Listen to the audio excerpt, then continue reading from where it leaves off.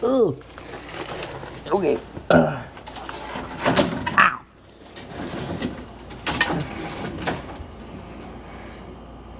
We good?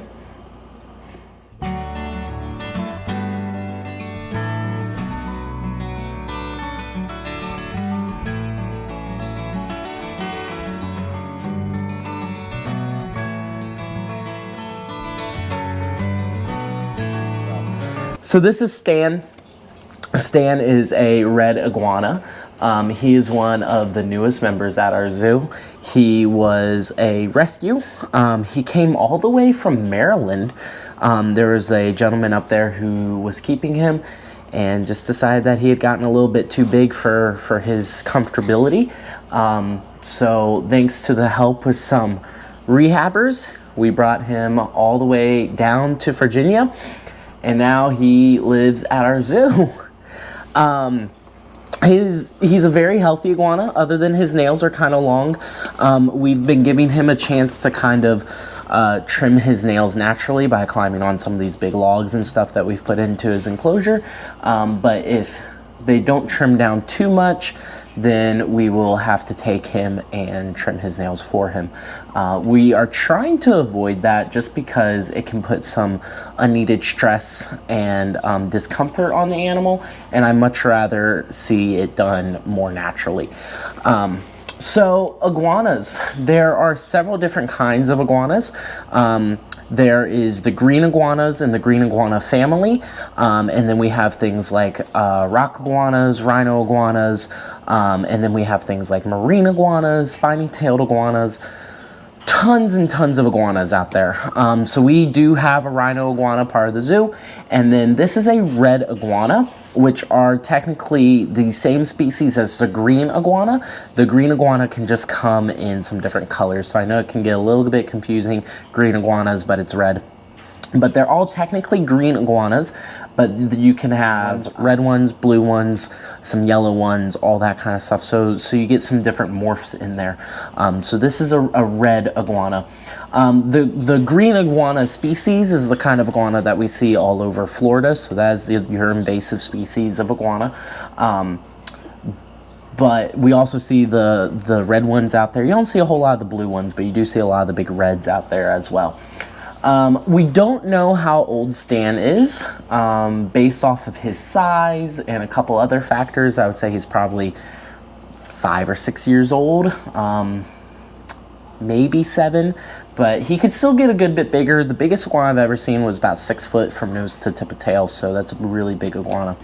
So iguanas are arboreal, which means they like to hang out in trees. That's why we got stuff like this up in here so he can climb, and he can get close to those lights up there, and he can bask. But they spend a lot of their time in trees, and they also really love to swim. But they feel the most comfortable in trees. Down on the ground in this enclosure, he actually cohabitates with this little girl who's actually biting me right now. She thinks I'm food. This is Strawberry. Strawberry is a cherry head tortoise. So she lives in this enclosure with Stan. They eat the same thing, which we'll talk about here in a second. And so she hangs out on the ground. He hangs up in the branches, and they don't really bother each other other than when they're eating. But we put plenty of food in here, so they both have lots of options for eating. So speaking of eating, he is an herbivore. So green iguanas are strict herbivores. So he's eating things like different kinds of fruits, berries, and then of course a lot of his like leafy greens and vegetables and things like that. We feed him a big mixture of things like kale, turnip greens, mustard greens, a little bit of spinach, and then we throw some like squash and zucchini and maybe some cucumber, and then we'll throw a couple fruits in there as well. So blueberries, blackberries, strawberries, not the tortoise, the actual strawberry, and things like that. And so he does really well on that. So iguanas tend to be pretty territorial. They are often sold as pets.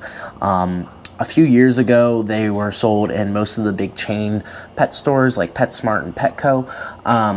This day and age, we don't see that as much, which is a really good thing because they're not great pets. I've met a couple iguanas that are really cool and really nice, but for the most part, they tend to be really territorial. They want to be left alone. They do require a very large enclosure because they are such a big lizard. And so having a really big lizard that doesn't always necessarily want to be handled can be difficult for a lot of people. They used to sell iguanas in big chain pet stores for $25 for a baby, which is just ridiculous. And then people weren't taking care of them, and so you ended up with a lot of rescue iguanas. So Stan is no exception as far as being territorial. As you can see, he's been eyeing me this whole time, and if I were to come up here and try to pet him, he'll do that. So it's called tail whipping, and if you see, he has a really long killer tail on him, and he's got these really big muscles up here by the base of his tail.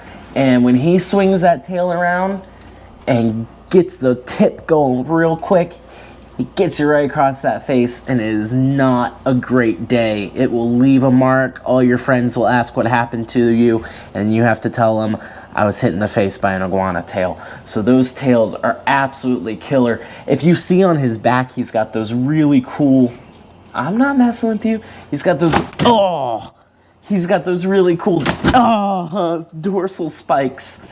And those dorsal spikes come down his tail, and when they come down his tail, they get really small and they get really hard and sharp. And so when he hits you with that, if he gets you right, he can cut you right open. So that tail is definitely their main defense. On top of that, they've got some really gnarly claws on them. They can tear you open with those. They're just incredible, which helps him out a lot trying to climb those trees. He really wants to get a good grip, so he's got those really great claws to help him get up the tree. And then even though they are plant eaters, they have some killer teeth in them. So you would not want to get a bite from a big iguana. That would not be a great day. On top of that, the other thing their tail can do is super cool. A lot of lizard species are able to do this. If a predator were to come and grab his tail, right? So let's say he's up in a tree and a jaguar comes and is trying to hunt him down. And jaguar runs up there and gets a mouthful of his tail. These guys have what we call break plates. It's kind of a special muscle that they flex, and it releases their tail. It cuts off all the nerve endings and all the blood vessels, and it releases their tail. Their tail just drops off. The nerves are still kicking inside that tail, and so that tail will wiggle around, and what they're hoping is that the wiggling tail will distract the predator and that they can then run away. Over the course of a few months, up to a year, they will grow a new tail, but that new tail won't have that break plate muscle, and so the new tail won't be able to be dropped off. It also looks a little funny. It's not as long, it's a little stubbier, a little thicker, and it usually has no color in it, and they have very little control over it. But they need that tail in order to help them climb, and it obviously helps them as a weapon for when Jungle Jack wants to come and talk about them. He can hit me with it. You find them most of the time is sitting up in the trees by some sort of body of water. So if something like a jaguar does come and try to take a bite out of them, they can then just hop down into that water and swim away real quick. So these guys are just tree dinosaurs that are just so incredibly designed for exactly what they're supposed to do, and they are absolutely incredible to have in the zoo. I love spending time with iguanas, even if they do like to hit me in the face. So we love Stan. Hopefully Stan will start getting more and more used to me, and we can start bringing him out to let everyone else meet him. Let's see if I can get, oh man, just nothing. Oh, come here, Stan. Oh, just a little pet, dude. Just a little pet. Oh yeah, there we go. I got a little belly. Progress, guys. Little belly rub. Alrighty. Well, hopefully we'll have some more time with Stan as years to come. I'll see you guys later.